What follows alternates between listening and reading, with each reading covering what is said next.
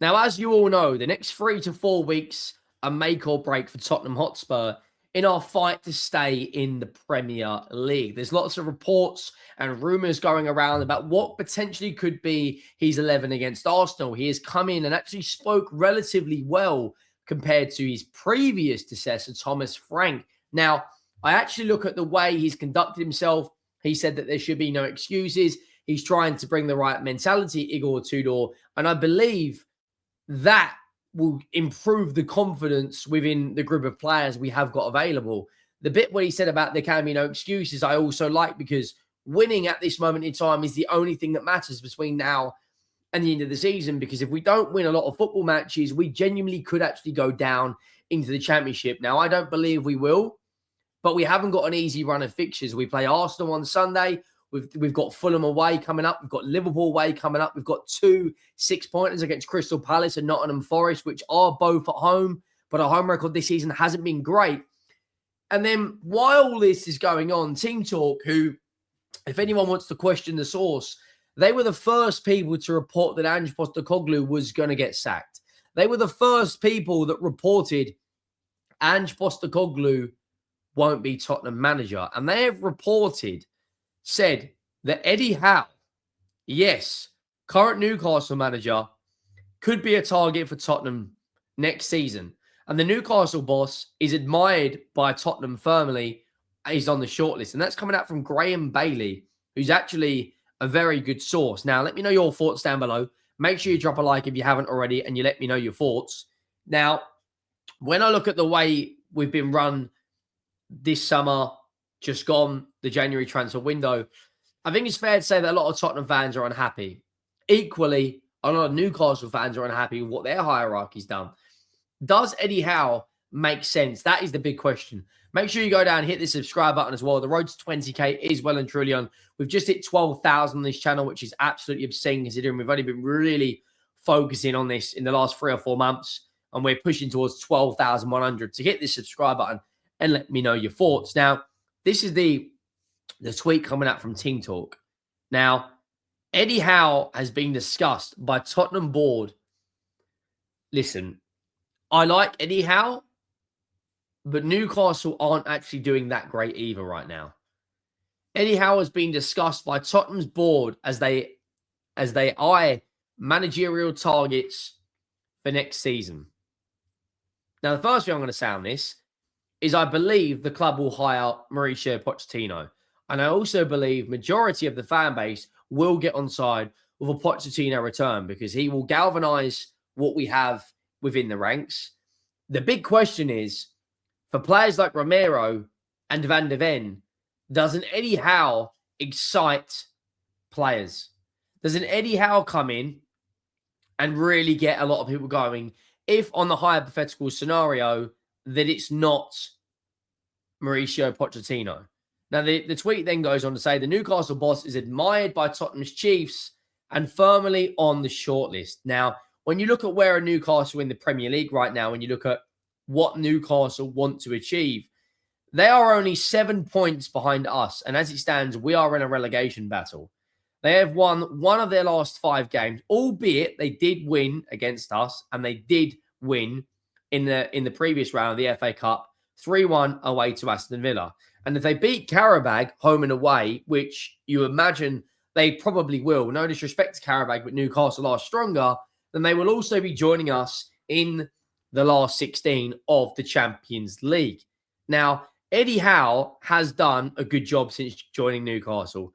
There is absolutely no doubt about it. He's brought silverware to the football club since like 50 odd years, something crazy like that. He's got a very good record in the League Cup. He made a League Cup final, which they lost to Manchester United. And he values domestic competitions very highly, which a lot of managers don't do, because they see that as an inconvenience, because all they want to do is focus on the Champions League and Premier League. When after all, the League Cup and the FA Cup are still considered major honours. They just don't have the huge prize pot of revenue like the Premier League and Champions League do. So I can understand from a club's perspective why they would focus on, other competitions. Now, when you look at this run of games that Newcastle have had between the 4th of Jan, they beat Leeds, they beat Palace, they knocked out Bournemouth of the FA Cup, They lost home and away to Man City and got knocked out of the League Cup. They drew with Wolves, beat PSV, lost to Villa, drew with PSG, lost to Liverpool, battered away against Manchester City, lost to Brentford, but then they've beat Spurs and Villa. So it's very, very up and down. How Eddie Howe manages this period of games for me will be if he can deliver under pressure, because between now and the 14th of March, which is only 3 weeks away, or just under a month now, they've got to play 1, 2, 3, 4, 5, 6, 7 games. Plus, if they get past Karabag, they will have the next round of the Champions League, and there are some big games in there. They're playing Manchester United, Manchester City. They're playing Man City in the FA Cup as well. They're also playing Chelsea away. I don't think, as it stands right now, that Eddie Howe is the right fit for Tottenham. I think he's a good manager. He did wonders of Bournemouth, getting him from League One into the Premier League. He's made Newcastle a steady club in the Premier League who have won silverware. He's got them into the Champions League twice. He looks a very, very, very good manager on paper. But the issue we've got is the job that we're trying to do is absolutely massive. We are trying to get back amongst the Premier League's elite, get back amongst the Big Six and compete in the Champions League. Now, Newcastle have gone out there and spent big, big money, right? They dropped huge money on Alexander Isak. They've dropped huge money. When he sold, they brought in Voltamana. They brought in Elanga. They've brought in a lot of good players. But no disrespect to Newcastle, I personally feel that there is more pressure on a Tottenham manager than a Newcastle United manager, because we are so far from the top 4. Newcastle are a lot closer. You know, as it stands, when you look at the Premier League table, when you look at where Newcastle are, so Newcastle are currently ranked 10th place. Don't know why I said ranked. They're 10th in the table, right?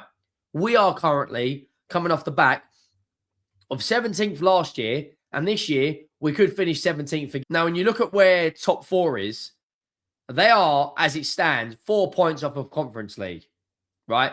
They are 8 points off of the Champions League, which is what 5th could get. They are a lot closer compared to where we are. As it stands, we are off of the Champions League.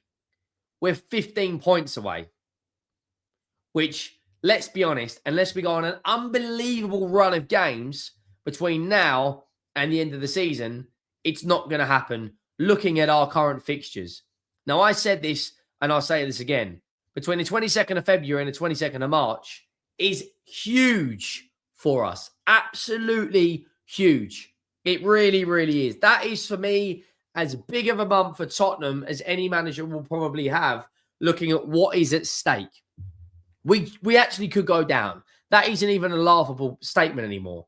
Playing against Arsenal, let's be honest, they're the best team in the league. They're top of the league. They're in the next round of the FA Cup, whatever you want to say. But if there is one team that you can galvanise something from, it's that. Then you play the run of games we've got in March. Bearing in mind, we're going to have the next round of the Champions League in March as well. When are the Champions League last 16 dates? So the last 16 dates are actually going to be, according to the UEFA website, let me just bring this up. So, right. So they're going to be on the 9th to the 11th of March, right? As you can tell by the UEFA website. So we are going to have, as you can see there, Tottenham and Liverpool play knockout winner, right? So the first game is going to be on the 9th of March. The second game is on the 16th of March. So in March, between now and the 22nd of March, we're going to have 2 Champions League games, which we don't know who that's going to be against yet. We're also going to have a North London derby against Arsenal. So that's 3, Fulham 4, Palace 5, Liverpool 6, Forest 7. So we've got 7 games in 4 weeks, which is nearly 2 a week. At the moment, you would say, yeah, Henry, that's pretty normal. But then you look at the amount of players we have got out injured. Romero, Davis, Kulusevski, Udogie, Maddison, Danso. Bergval, Kudus, Porro, Richarlison, Bentancur, and Wilson Odobert, it almost becomes, do we want to just get knocked out of the Champions League immediately and try and stay in the Premier League and aim for a top 10 finish? Now, I know that might upset a lot of people, but we just can't compete as it stands on all fronts because we do not have the squad. And there's so much change at the football club. You know, with a new manager coming in, Heitinger's been sacked, new coaching staff have come in, you know, and we haven't got the fixtures that are kind to us. We've got to go all hands to the pumps is the saying, going into between now and the 22nd of March. But let me know your thoughts down below. Make sure you drop a like. Make sure you do hit that subscribe button and you let me know, because for me, I'm not going to lie to you guys. I am nervous about the next 4 weeks and what's at stake for us. Please let me know your thoughts down below. If you enjoy the content, hit that subscribe button on your way out. Thank you all for watching. I am